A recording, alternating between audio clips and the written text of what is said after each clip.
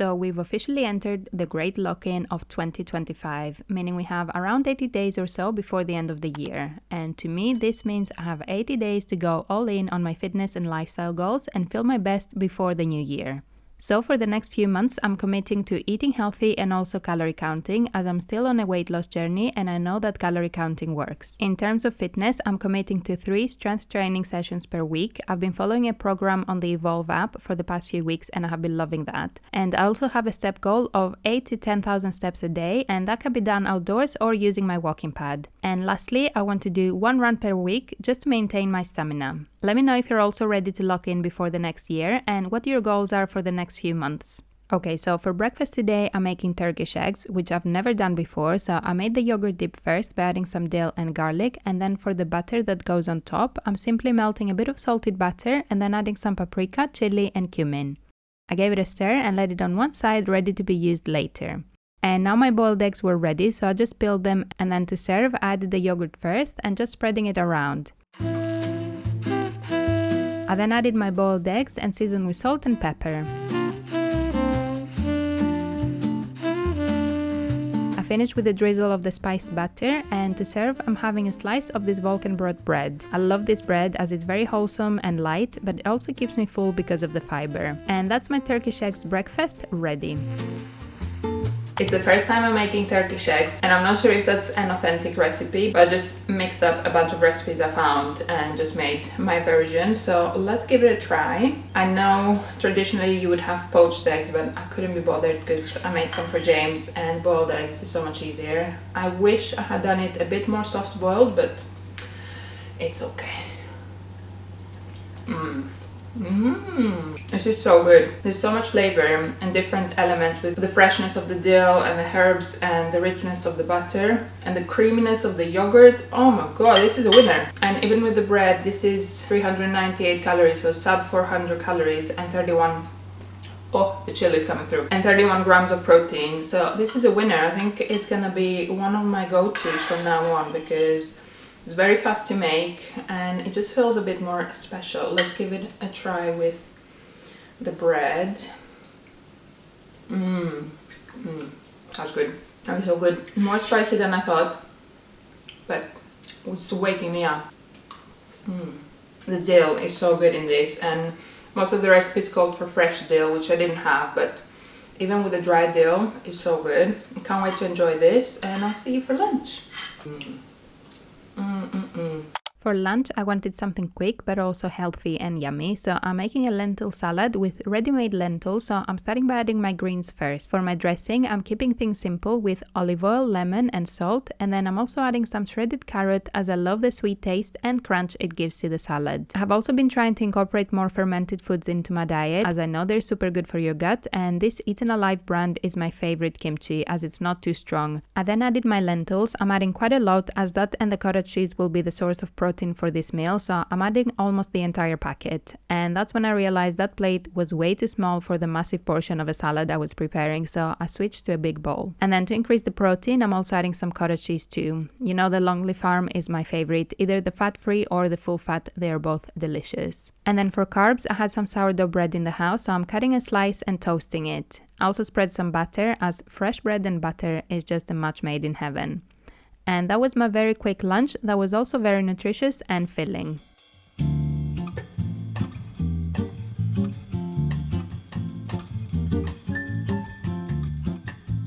And you know I love dessert after my lunch, and recently I've been craving so much chocolate, but I'm trying to cut down on sugary treats, so I'm making a healthier alternative of chocolate fudge bites. And these are very easy to make and they genuinely taste like truffles, so I just added all my ingredients in my blender. So that's dates, walnuts, a bit of sea salt, vanilla extract, shredded coconut and cacao powder. I pulsed a few times and used my spatula to push down the mixture before pulsing again. I also added a tiny bit of water to help the mixture bind, and when it was coming together into a little ball when pressed together, I transferred it to a bowl and added 2 tablespoons of cacao nibs. I then made little balls and transferred them to a glass container. I had 2 for my dessert post-dinner and then stored the rest in the fridge. And I usually like to take them out of the fridge a few hours before I enjoy them so they get nice and soft. Later on, I snacked on some Greek yogurt with honey and strawberries, and I love this snack as it's very filling and high protein because of the Greek yogurt, and it tastes delicious. And it can be prepared in a few minutes. It's perfect on a busy day when you want something quick and filling. And then later on, I'm making a Dacos salad, and since I couldn't find any Dacos rusks, I'm making homemade ones. And I know that sounds like a lot of trouble to make your own rusks, but this turned out so delicious and you end up with a big portion that lasts a while, so even though it's a lengthy process, it's definitely worth it.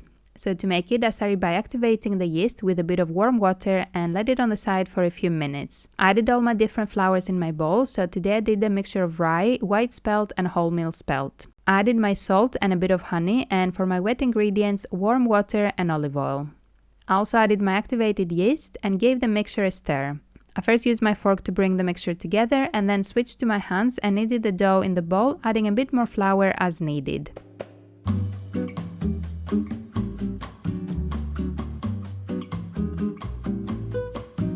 I then added some flour to my working area and added my dough to knead for 5 to 10 minutes.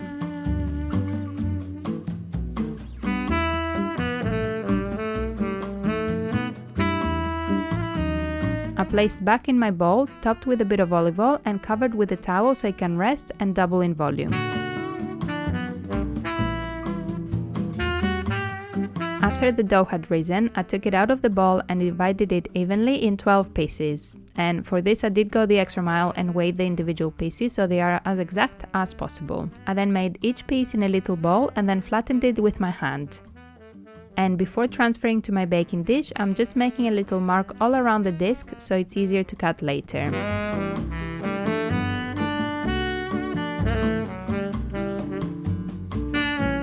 Once I did that for all my individual pieces, I placed them in a baking dish, allowing room to rise, and covered again and let it rest for half an hour. I then placed them in the oven to bake, and I will have all the details of this in the description below, so if you want to make this or any other recipe from this video, you can find the details below. I took my rusks out of the oven, and when they were cool enough to handle, I cut them in half using that mark I did earlier. And I know I'm showing this knife here, but after that first one I switched to a bread knife, and that was so much easier to cut with a bread knife, so definitely don't use a knife like the one I'm showing here. And once you cut it in two, you've just created two little individual rusks. So I placed these back in the baking tray and put them back in a lower oven for about 2 hours. I know this is a lengthy process, but I kept reminding myself I will have loads of homemade rusks by the end. And after 2 hours, my rusks are finally done and they look so perfect, so I placed them in a cooling rack to cool. And when it was time for dinner, I'm just cutting some tomatoes as I'm making a classic Dacos salad, which is basically just tomato and feta. So once I chopped my tomatoes, I placed 2 Dacos rusks on my plate and topping with the tomatoes. Added some olive oil and a tiny bit of vinegar and seasoned with salt. I then topped with feta, and then last minute I decided to add a bit of onion too, so I chopped it finely and added it on top.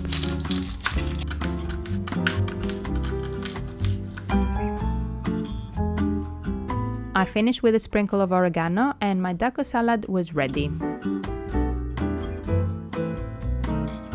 I've been craving this deco for so many weeks now, so I'm so glad I finally made them today, and it means I have a bunch of Dacos rusks for the next few weeks, which is amazing. And homemade rusks. What better dinner to have than homemade rusks with a bit of salad, like a Greek salad. Let's give it a try. I'm not sure if I should pick this up with my hand. Let's see.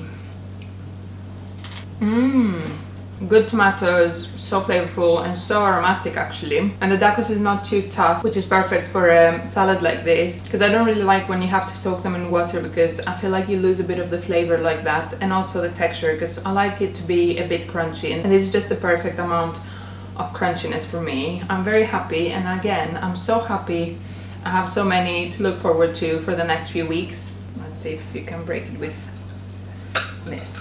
Perfection. I will have the recipe that I used linked below. I had used it before and I changed the barley flour with rye flour and they worked out fine. If I'm honest, I can't remember the other ones that I had made, but I think they're very similar. I can't really tell the difference between the flour, and it does have a few steps to complete to make the tacos, but you make a bunch and you have them ready, so to me it's worth it. But let me know in the comments, have you ever made your own tacos, and if so, do you think it's worth it? Let me know in the comments.